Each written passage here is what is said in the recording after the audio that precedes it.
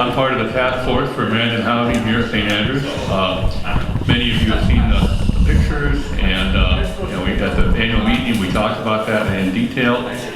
But today we're going to have it even better. We're going to hear from ImagineHousing itself.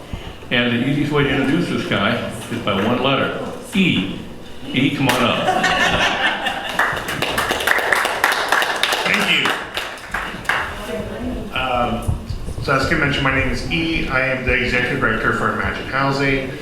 I think I'm about to hit my 2-year mark here in next week.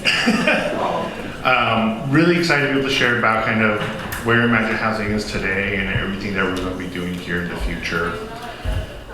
So as of tonight, ImagineHousing, we own, operate 639 units of affordable housing. We house families, people exiting homelessness, veterans, elderly, kind of the entire swath of whoever needs housing here on the east side.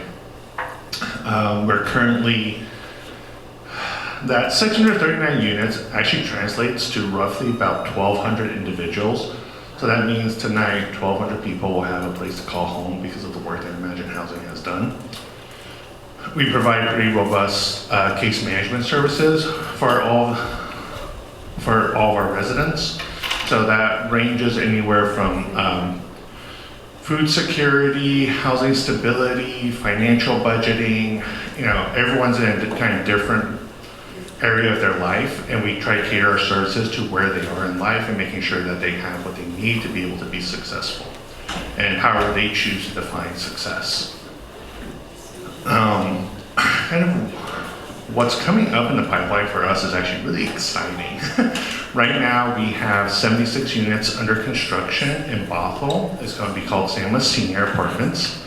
It'll be housing 76 seniors in the Bothell community. It's right off of Highway 522, right there next to the bus stop by downtown Bothell. I have been told to stop giving dates for when that is opening because every time I give a date, it changes. So coming soon. We're actually also in construction in Totem Lake with our partners at Together We Grow. They are a national multifamily housing developer. ImagineHousing has partnered with them where they are doing the development, and we will be actually providing services. That's going to be 150 units of seniors. We broke ground in April of this year. So if you're driving 405 North, when you get to Totem Lake, if you look here left, that giant hole in the ground, that is going to be the future site of that building. We are in the middle of putting together our financing package together for another 170 units of seniors in Kenmore. This is also a partnership with Together We Grow, where they will be doing the development and we'll be providing services there.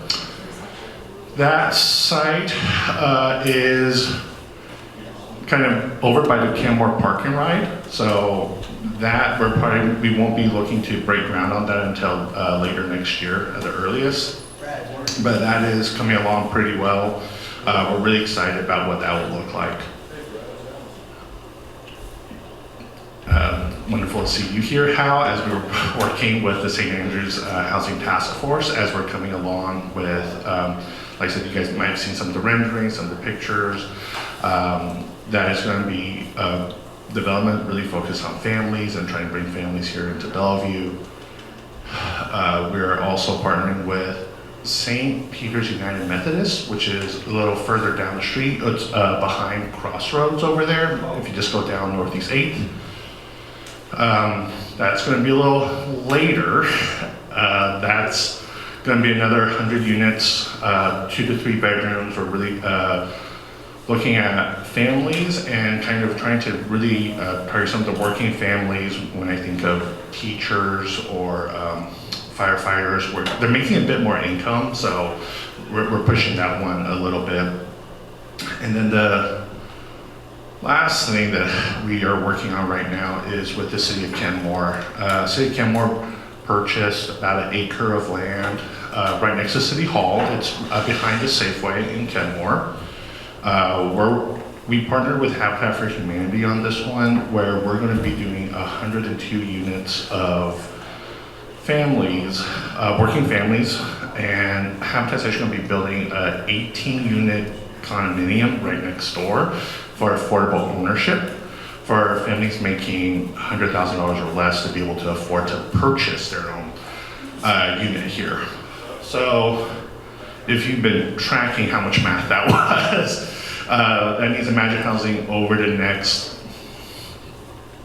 4 or 5-ish years, we're looking to expand our portfolio by another 600 units, which is looking at about 106% growth when you start like actually adding everything up together. It's just a really exciting time for us as an organization. The housing need here on the east side is just so great. If you actually look at the city statistics on this, they need something like 4,000 units of affordable housing being produced every year, and we are nowhere close to that. And this is going to be something that all of us who work in affordable housing or just even real estate development needs to come together to work on, because the scale is not something that any one organization can do. And working with our public officials on what that does that look like for every city and how do we get more housing created, because we just need more. So that's really kind of our exciting things that we're doing from a real estate development standpoint.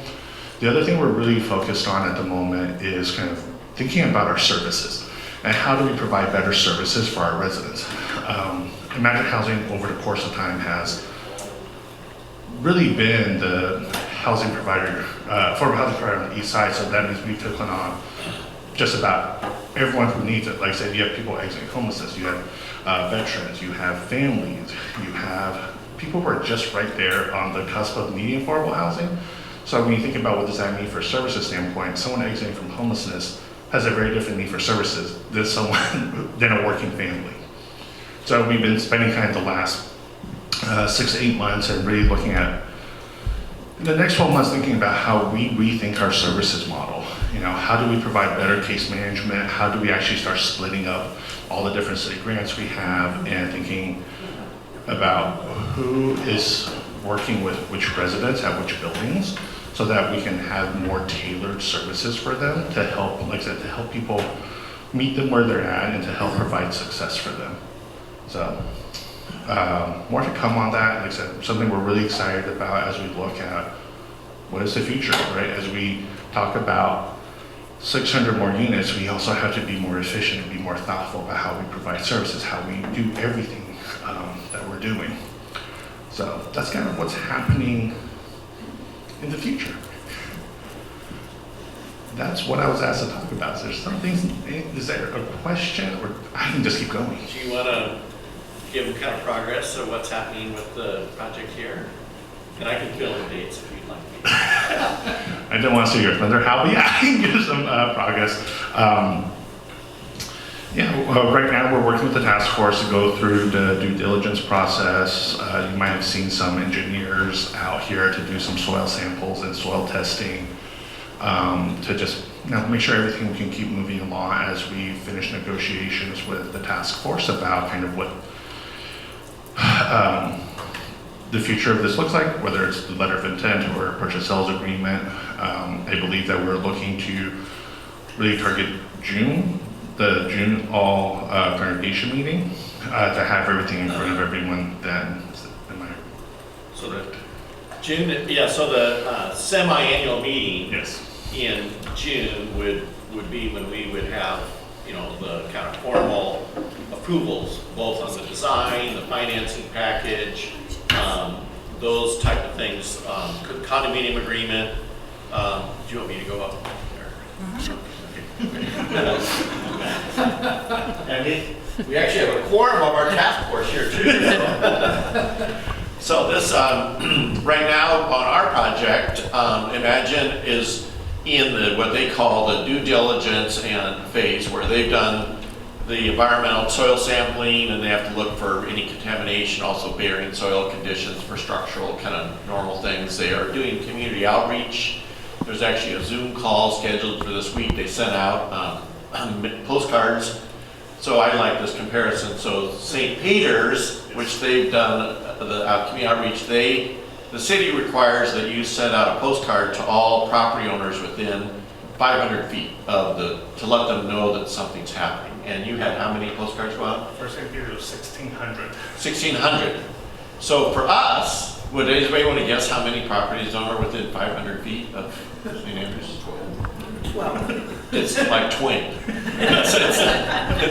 It's really small because we've got a park and a fire station and the Mormon church and and that kind of. So we just don't have very many neighbors. And so far we have the Zoom call set up that people that got a postcard, if they want to learn more about the project, they had to contact Imagine, and then would give them the Zoom link for them to call in. So far nobody has contacted Imagine for the Zoom link. So that's good. I mean, in terms it's not a sensitive issue, for our community, and that's not a surprise given our location. But anyway, the things that we have coming up, and we shared some of this at the annual meeting and at the last semi-annual meeting, and we at one point thought we could kind of be ready to have all those formal agreements ready to share with the congregation and have some listening post sessions and all that to get approval in the annual meeting coming up in January.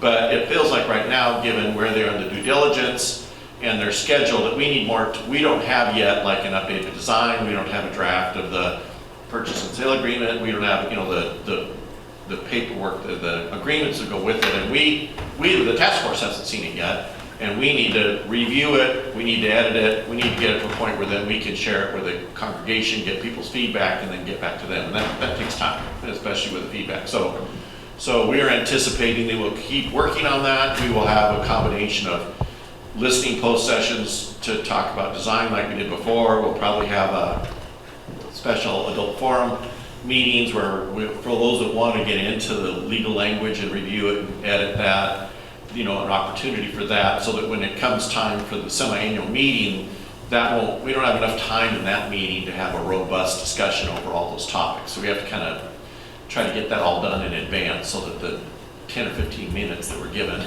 in the semi-annual meeting is mostly just a review of what we've already shared with everybody. So, and their financing applications go in September, is that right? So it works out just fine for us to have that, get to that point in June, and we want to move it along, so we'll probably be scheduling some of those. We already have a date scheduled for an adult forum meeting in January, and we'll probably have some other things as soon as we get stuff from them. The task force is kind of digested, that we can share with the congregation between now and the holidays, that we'll try to do. So that's generally but right now it's approximately 100 units. There's approximately one parking stall for every unit, which is more than was required by code.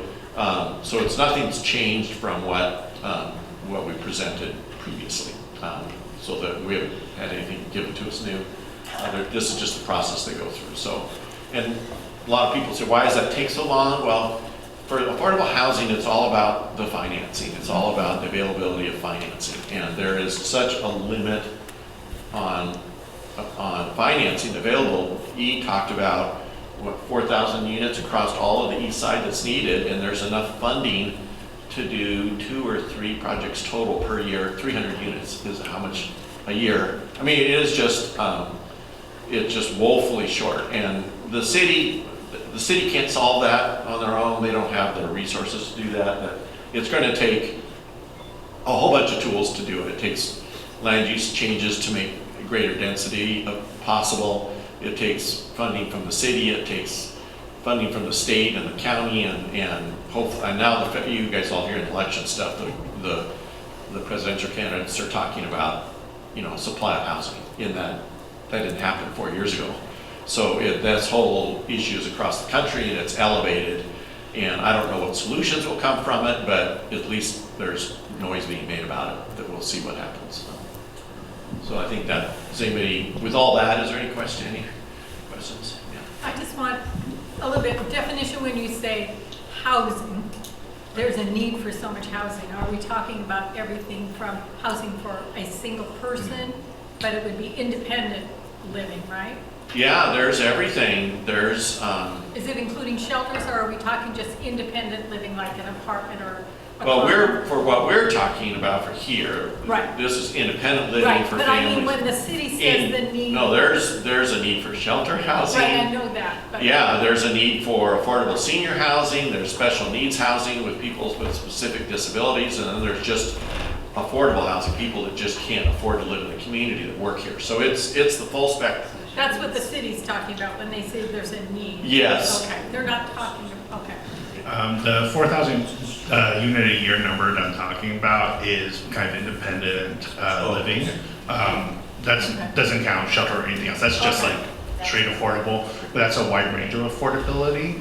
So it's someone who's coming out of homelessness, which is one of our bigger needs of housing today, because that's probably one of the most difficult housings to develop, to working families making $50,000, $60,000 a year.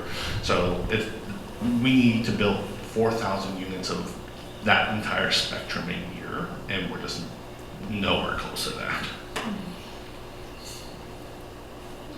Trace, did you have a question? No, I was just, same thing, I just wanted clarification of what that 4,000 was. And basically you said it's from somebody coming out of homelessness all the way to a working family. Yes. But it doesn't include shelters, et cetera. Yes, that's the city would look at that differently in terms of just like what's temporary housing needs are, so whether that's shelter, transitional housing. So that I'm not as plugged into. I can give you what the city's projections on those are, but we do know that that's a need in our community too. Oh, that was, thank you. Carol? My question was about how financing is working out for you. Can you update that? And I mean, the ups and downs of all of that, and are you being successful in the money you're seeking? Yes, it's stressful, but yes. So, I mean, I'll share right now, I think one of the biggest things that's helped, not just Imagine Housing, but every affordable housing provider is the Amazon Home Equity Fund. They have been pledging, I think they just pledged an additional $1.2 billion into housing because Amazon's recognizing the need. So they are a great partner. You know, we have had, I think, I've had 3 conversations with them in the last 3 weeks. Part of it is telling them to make sure that they carve out some money for St. Andrews. The city at this point right now is very, very interested in primarily St. Andrews because this will be the first partnership that utilizes the new city land use code. So they want to see this be successful. So just there's a lot of kind of public funding that's interested in both St. Andrews and affordable housing as a whole. So kind of what Hal was mentioning earlier, you know, 4 years ago the conversation was a little different, things were maybe a little harder. Where we are today, people want to see more housing being built, and money's one of the key resources to build more housing. So, you know, for anyone who's able to actually come up with, you know, both partnerships and developments that are further along in terms of actually having, you know, a willing partner to sell you some land and having all the pieces together, there's a lot of appetite for that kind of funding right now. Could you explain a little bit about it, or Hal can do this, I know he does as well. Explain to our congregants how it is that corporations or whatever are able to provide funding. Could you explain that? I just want to clarify, right now it's not saying corporations, it's Well, Amazon.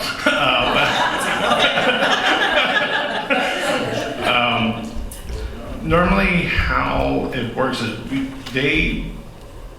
so with Amazon, they actually have a whole team that's behind this that we will present to them kind of our full financing structure and what our ask of them is, and they would evaluate it and say yes or no. So I will say most of the Amazon money actually isn't free. Low interest. It's a very, very low interest loan where we're paying maybe 1 to 2% interest, which is much lower than if I were to go to a bank to get it. And then they have a formula that they use. I think Amazon right now is sitting at around $100,000 a door is what their maximum loan amount would be. So we would Per go- project? Per development, yes. So we would go to Amazon. We're actually putting it all into the portal this week, saying here is our financing plan. Here's how much total construction cost is projected to be. Here's where we think each of the public funders will come in amount roughly, and then this is how much we would need you to come in to make everything really move forward. And I had a conversation with them just Thursday night about what our priorities are, how they want us to, they want to know which one we want to get funded the most. And I said, well, St. Andrews. So that's kind of how a lot of corporate funds have come in. Microsoft a couple of years ago was, they had their own housing fund. They have chosen not, at this point, they've chosen not to up it in terms of money. So they've kind of gone through all the money they've committed. But it's a very similar structure where it was through their philanthropy team, where you would present kind of your full package of here's the design, here's financing, here's kind of what my need from Microsoft is, and then they would take that to someone to go look at, do the numbers make sense, are they within the ballpark of what they're seeing, and come back with a loan. And similarly, 1% to 2% when they were doing it. So, yeah. I have a couple of questions. What's the length of resident stay? Average. The average length? That varies depending upon building. We have some buildings where where I don't think I've seen turnover in the last 5 to 6 years. I've seen other buildings. Okay, so let me caveat all this. COVID kind of put a wrench into what that was like. People weren't moving during that time. Just kind of, I will say historically in the work that I have done, I've worked in affordable housing. I think I'm approaching 20 years now. I'm not that old, but this is like the first thing I did. I tend to see people. Did you ever hear that? Anyways, I grew up in affordable housing. Like, it's one of the things that it was family dinner conversation for me. But like pre-COVID, when I've done this work, I've seen it's the family sites, you're probably looking at about 6-year average. Most times that is people moving up and out. Someone has stabilized in housing as they have progressed their career, or as other situations have changed in their life, they tend to go, well, we don't provide a lot of amenities, quite frankly. We don't have a concierge service, we don't have a gym, we don't have a pool. So people go seeking out other options because they can afford to. Other times people tend to move out because of, their family is situated somewhere else and they just needed a place to be able to stabilize before they can go meet the rest of their family. So I would say, like I said, 5 to 6 years on that family side. On the senior side, it tends to be longer. A lot of the senior buildings that I've worked with, this was the last place that they were living. So, for them, that was 10, 15 years. And we had to provide some end-of-life care. So the property that you're proposing to build here, that's the average size. So how many case managers would be employed? For this one, we would be looking at 1.5, because it's a bit. So the family demographics we're targeting is someone making around that 50 to 60,000. So, like I said, that's going to be based upon needs. Generally, what we see is with working families, their needs are a lot lower. So it tends to be much more around like financial planning, where we bring in someone from a bank to sit and talk with them about like how to make a budget.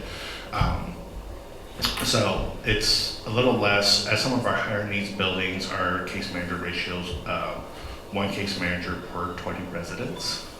And that is much more helping with like housing stability. So, someone who's coming off the street who needs a little more help navigating the public transit, navigating Medicare, whatever that looks like, those just require more time. So for this one, I would probably say about 1 to 1.5. We staff up a little heavier in the beginning to help people stabilize because moving is very hard. So, in the beginning, we might see closer to 2. And then as people stabilize, we'll kind of readjust them based upon what we see needs are. Kid? Yeah, you got a question? Yeah, I just want to, I'm a member of the task force. Again, one thing I want to reiterate, I'm going to go back to what Hal was saying about we were trying to get things wrapped up by the annual meeting. That's probably not going to happen.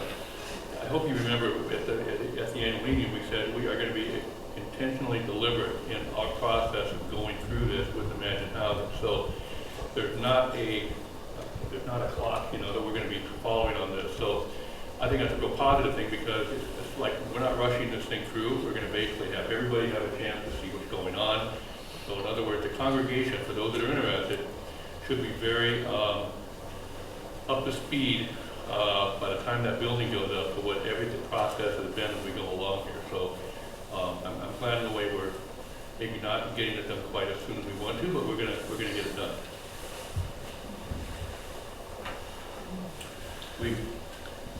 E mentioned the city wants to see this project go forward, and I'll get right back to you. We have a new city manager in Bellevue, Diane Carlson. She was previously the deputy city manager, and we have a new director of planning, Emil King, and he was like the deputy. And they both have been here to our church. They've seen our concept plan. When I see them, they say, "What can we do to help?" The city really is aware of what we're trying to do here. They like the fact that we're in this new land use plan. They passed that I think 36 churches are benefit from the increased zoning across the whole city of Bellevue, and St. Andrews we were kind of at the, we had the bit in our mouth, ready to go because we were pushing the language of the land use to get it through and make sure it was working, for us as well as other churches. So they're anxious and they want to help, and so they actually, I think, reached out to ImagineHousing and said, what can you do to get St. Andrews moving along? So anyway, we're excited about that. We've got the support, and we have, I think the community will like what we're doing as well. So yes, John. What's the impact on building availability, building material availability with all the destruction we've had from the storms on the East Coast? With our possibility of building out here on the West Coast?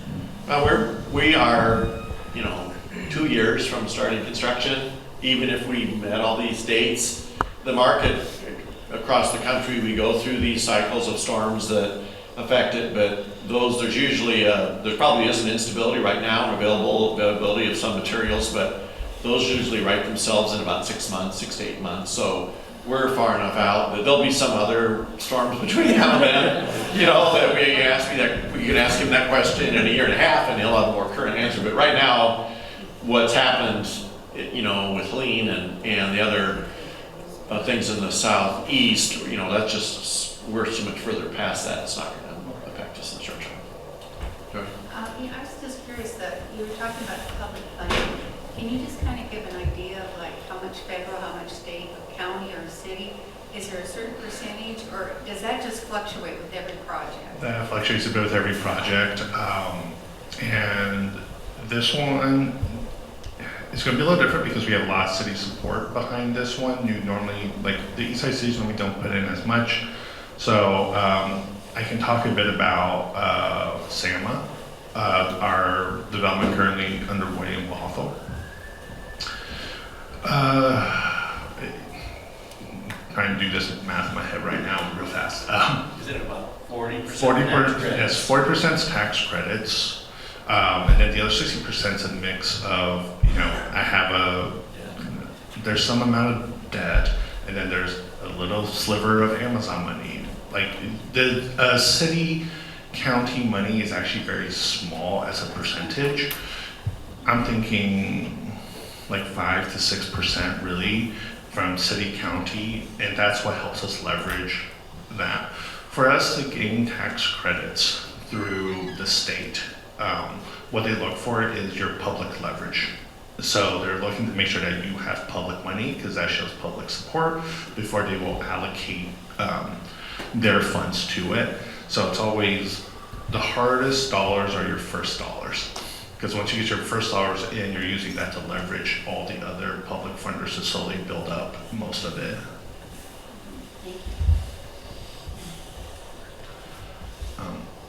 There's not actually a whole lot of federal money. We rarely get federal money, and most of the money that we do come in is very local, so either city or county. So The reason I ask is because there has been more talk about nationwide, you know, the fact that the housing is such an issue all over the country. And it's, in some of the information, or just what I've heard or seen, you know, and I know it's campaign, but there's an implication there might be more federal money out there to do that. And I'm hoping that's the truth, you know, correct. So what the federal government has been or what I'm hearing out of Congress, what they really want to address is the tax credit program. The single largest agency in the federal government that supports affordable housing is actually the IRS.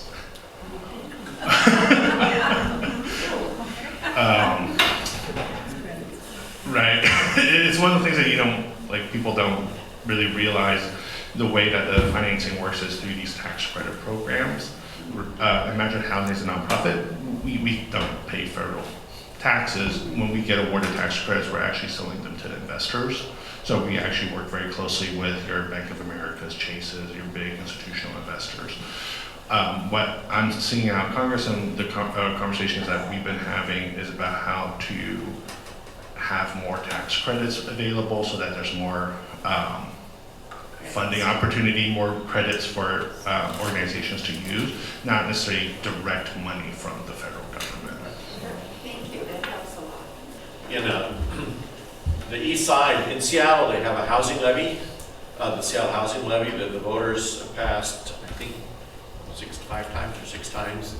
Each time the levy is for 7 years. This last one was $900 million over 7 years, and that provides that local support that he's talking about. And with that, then the tax credits that are allocated, the other funding, they can see that strong local support. So Seattle is able to really leverage their levy and get the maximum, participation from other funding sources.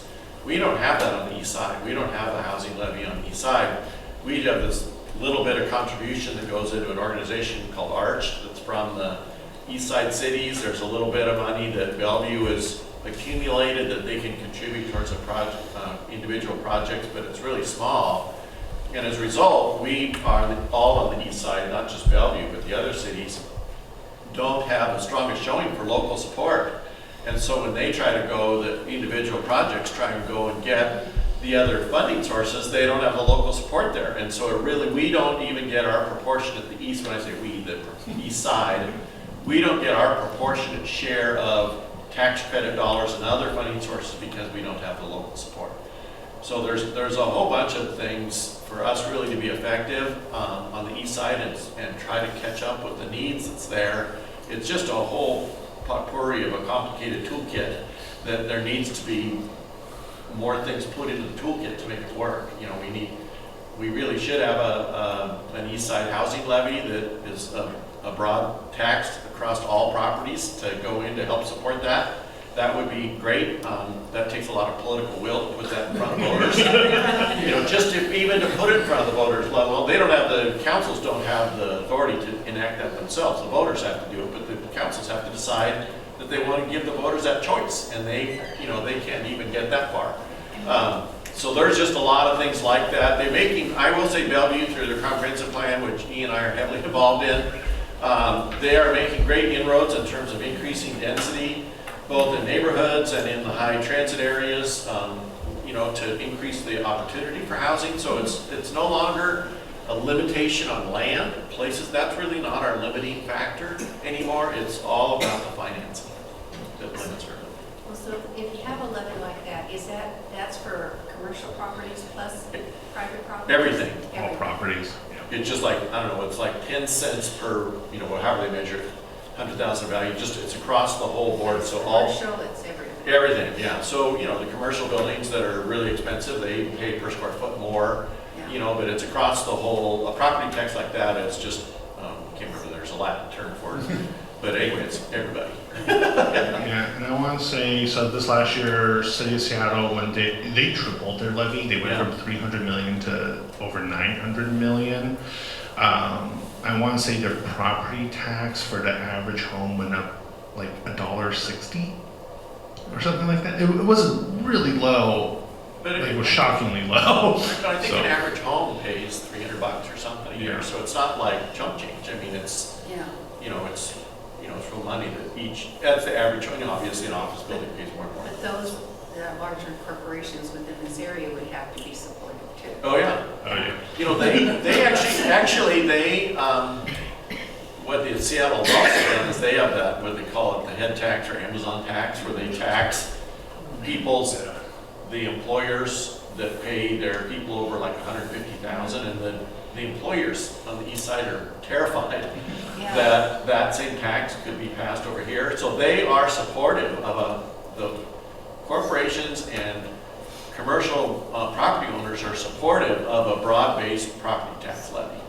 Okay. They will actually contribute money to help the campaign, to help try to get that passed, because they would like to see that burden spread widely, rather than just on them, on their individual employees. So they will support some, that's what's happened in Seattle. Before the head tax, they passed multiple levies, and the corporations were big time helping that Now levy they got a get head passed. tax too. Then they added the head tax on top. Yeah. I will say in general, almost all businesses at this point are supportive of housing because they're struggling with trying to find staff. Right? Most of your larger businesses, even on the east side, don't pay their staff enough to live here on the east side. So for them, it's about how do they continue their operations in a very profitable market when you're not paying what Microsoft pays their software engineers. So if you look at the city of Bellevue, average home price at this point is about $1.5 million across all of Bellevue. What the average income can afford in Bellevue is around $750,000 of housing. So that means that the average home price is 2x what the average affordability is. But then that creates a shift in the rental market, right? Because now you have a large swath of people who make more money but can't afford to buy, so they're renting, which then pushes up rental rates. So what you end up having is this kind of like, you see this increase of rental rates, and you're just kind of excluding more and more potential occupations or people who do work in the city because they can't even rent here. Whereas before, when the purchasing power and the home prices were a little closer together, there was at least still kind of that rental option. That's starting to disappear.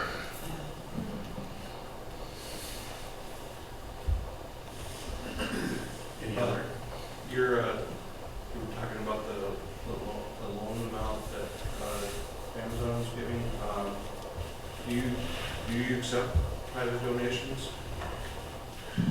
Yes, we do. So I'm saying yes, we accept private donations. It's just hard for us to accept private donations on like specific to a development because of the scale of the development, right?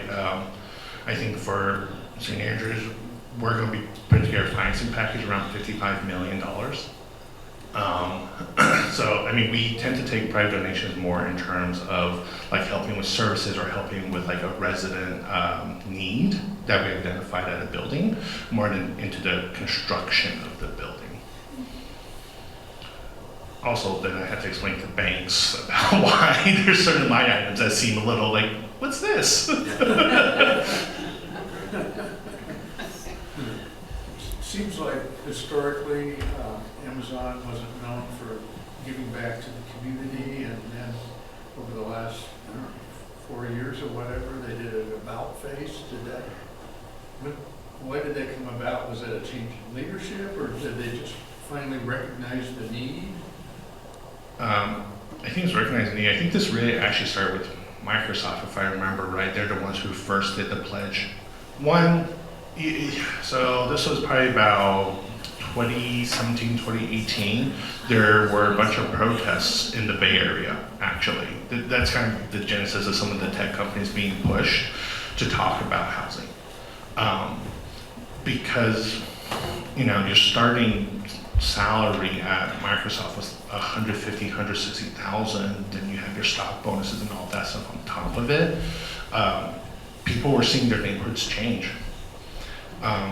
You know, kind of, like I said, your smaller businesses were struggling a bit in terms of finding workers, so there was this huge kind of push that started in the Bay Area around what is the tech company's responsibilities in their local communities. And so Microsoft actually set it up first with a $2 billion commitment.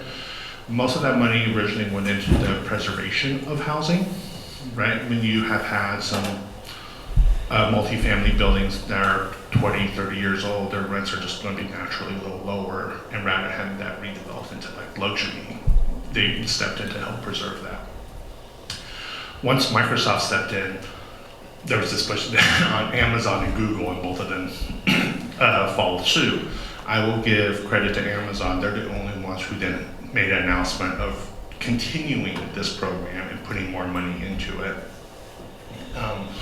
Like I said, I think the thing that, as much as I give the tech companies a hard time, there's also the realization not everyone that works at the tech companies are those high-level software engineers, right? They still need their own backup support, backup house where they're not paying like they would for their high-end software engineers.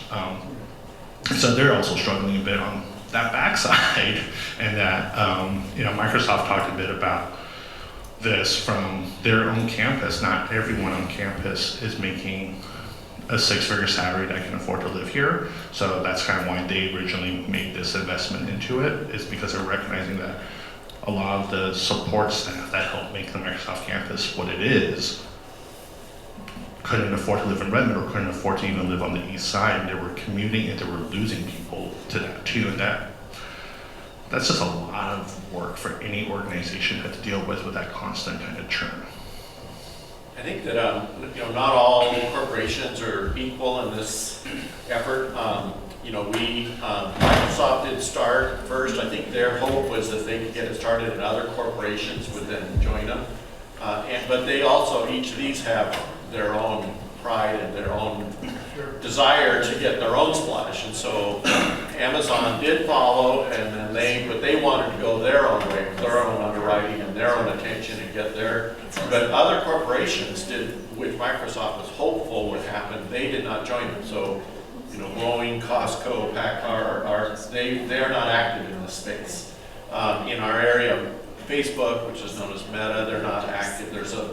So really, it's really just Amazon. And I worked on a panel with a woman who is in charge of community relations for Stanford, and surprisingly, she said Apple is just not a player in the Bay Area in working, contributing, or being active with affordable housing, and or anything else. She says they're very focused on their thing, and they just think that it's up to the cities to solve the problems and not them as an employer. So there's, you know, and that was really the perception of some of Amazon previously as well. And for years, Microsoft's been here for a long time. When I was on the board at St. Andrews Housing Group, we were trying to reach out to get attention of Microsoft to participate, and we weren't getting anywhere. So, you know, this has been an evolution for them, and to thank you, but it's not everybody.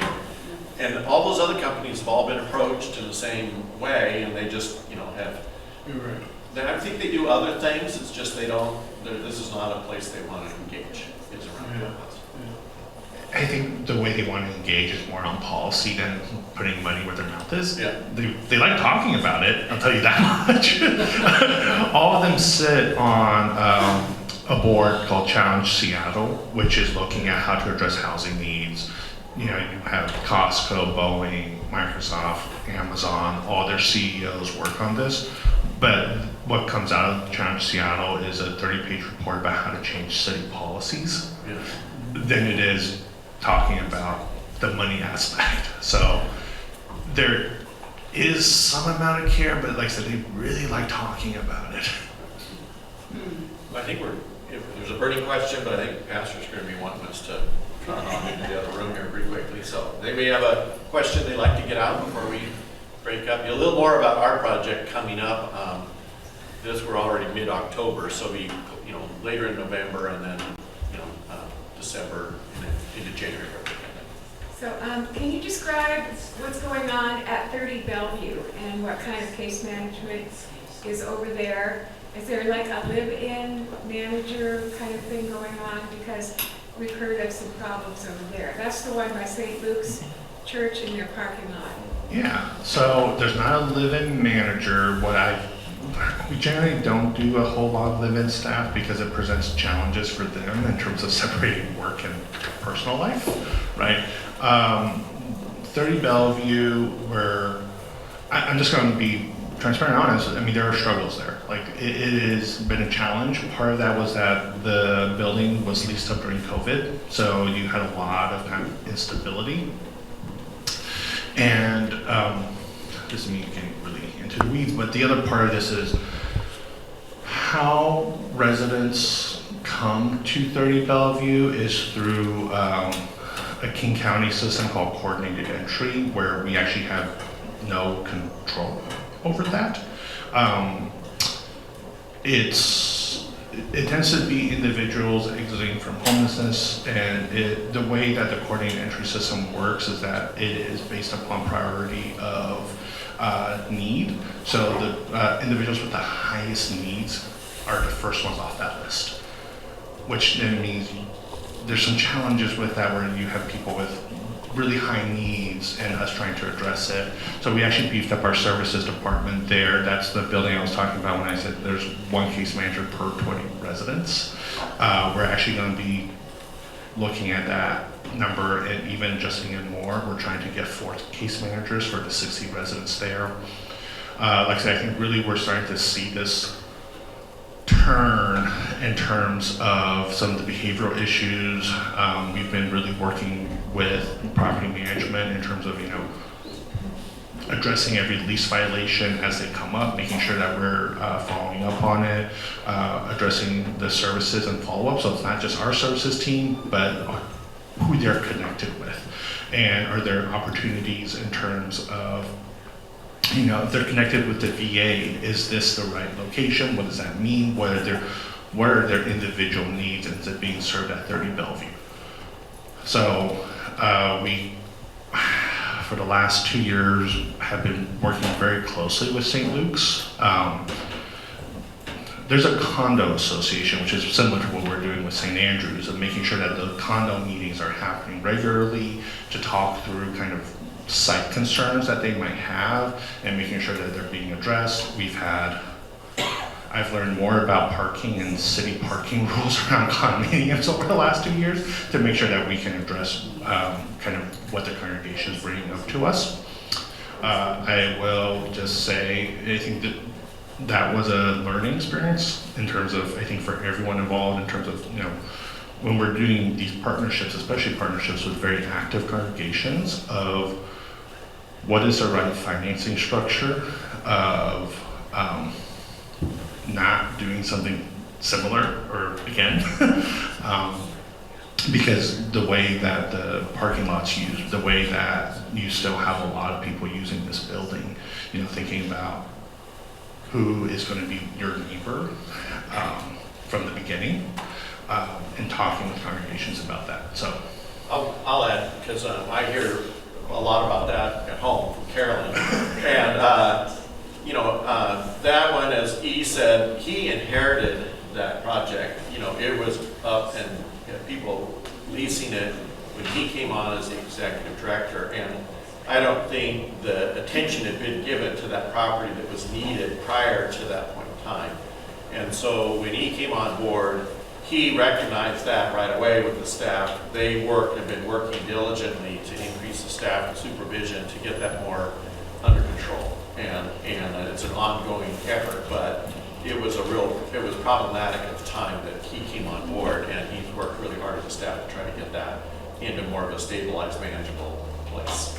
And I would Tough say, question for your last question. oh, no, no, I Thank you very think much. it's important, and I think the other thing I just want to echo some of the houses, and I think that's really important for me, is we think about St. Andrews and everything else that we're doing moving forward, is making sure that Imagine Housing is always present at the table to be able to hear, to, like, you know, to be at these sessions, to be able to listen to the congregation and to the members to make sure that we're addressing the needs that are coming up. Thank you.